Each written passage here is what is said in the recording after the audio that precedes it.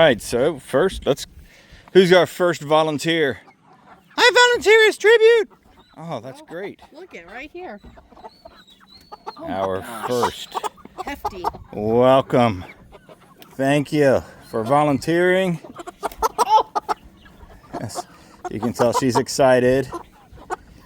Yes, you're all next. Coming soon. All right, so I'm just gonna go ahead and let you know.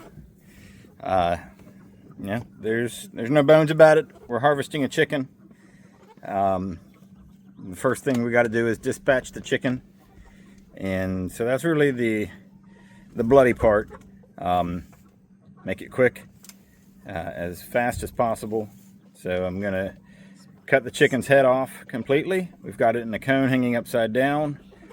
So immediately after dispatch, the body will start draining blood into a pan underneath, and then we'll be ready to go. So here we go. You can see my wife's got a chicken in the cone already. Ouch. Thank you.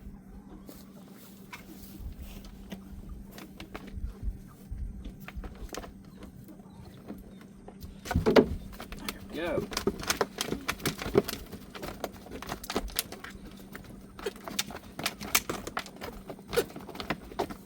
If you've ever heard the term running around like a chicken with its head cut off, this is where that term comes from. So chickens, even after their head has been cut off, their nerves are still firing. So if this chicken was on the ground, it would literally be running around, flopping about. So just holding it in the cone, letting it get through those death throes. And they'll be over here very soon. In the meantime, blood is draining into the pan beneath. And our next step will be dunking this bird into some hot water once it's dead. Water's at around 145 to 150 degrees. Dunk it under there for about 10 to 15 seconds. And then the feathers should pull right off really easily. So it's almost done.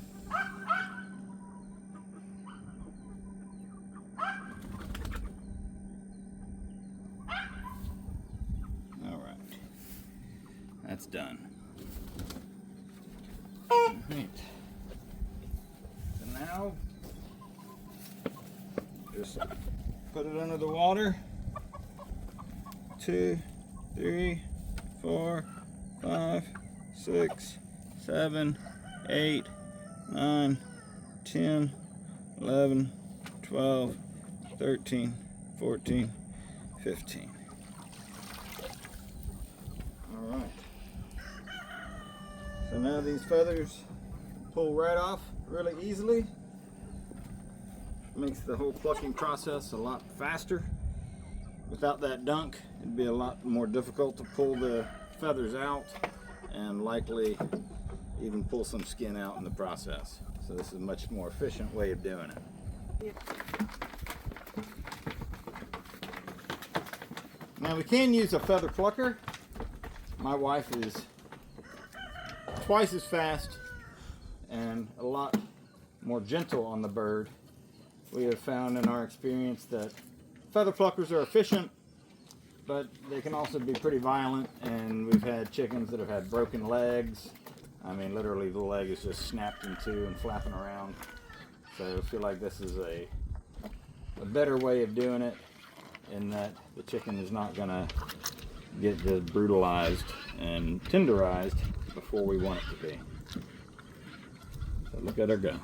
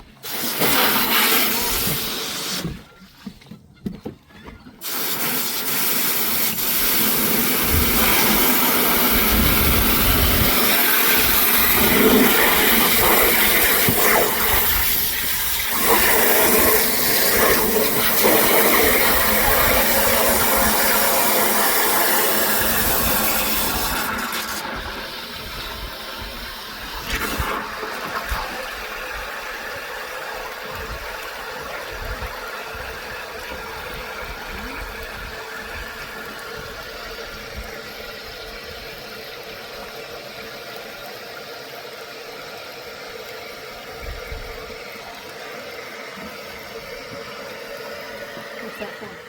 Dump the bird washing and debris out here.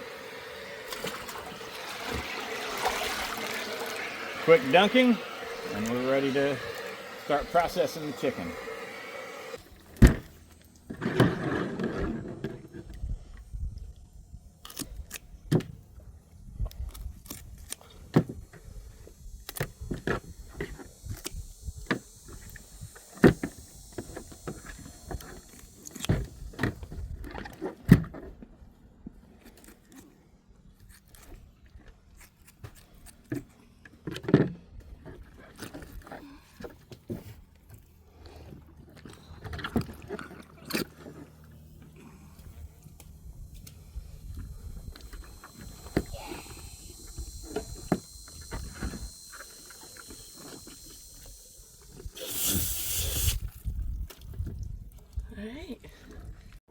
All right, we're inside the house now, and we're gonna break this chicken down.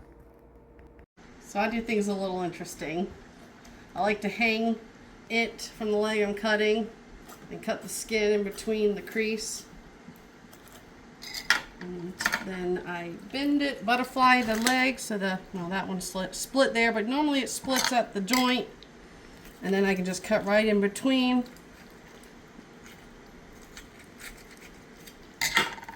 Give this one a twist. There we go. So I'll put that there. Do this side, see if it cooperates.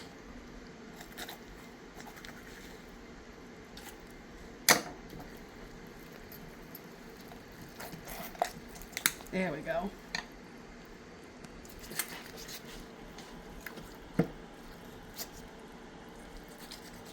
So that makes it easier. And then just to split the leg from the thigh, if you go with the natural line that you see right there, if you're lucky, you'll get it right at the joint.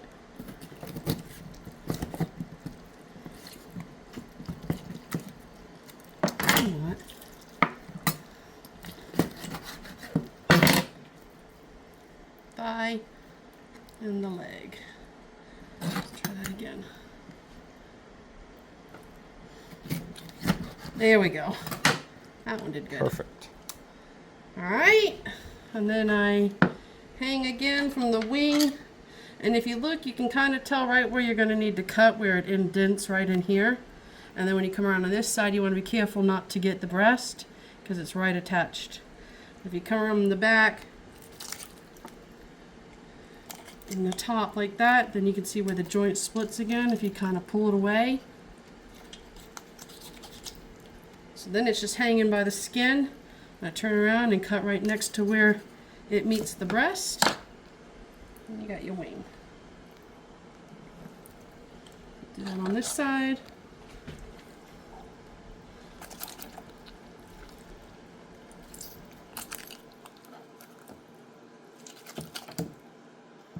All right. And then I take a big knife and I cut right down the rib cage to get the breast. Right near the neck, and then you can split that off. I don't use the skin, so that I just let that come right off. And then you can take the neck off as well as use this whole part for bone broth. We'll put in that for later. I guess this windpipe didn't get taken off. Alright, and then to fillet the breast, you can see the keel bone. And over here is where the collarbone is, or like the wishbone as we like to call it. So just go right along that. I kind of flip it all over the place. And then I put my knife right along that bone, trying to get as much of the breast meat. This is a hard part. I still leave a lot of meat behind, and then I just glide the knife going along the bone near the meat, and it just sort of peels away.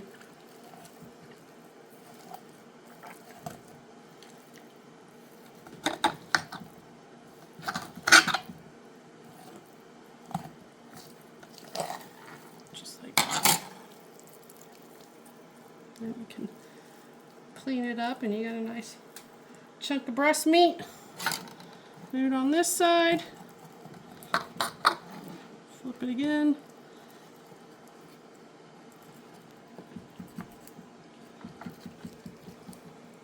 I see I still lose some meat along the wishbone area. I have a hard time with that still.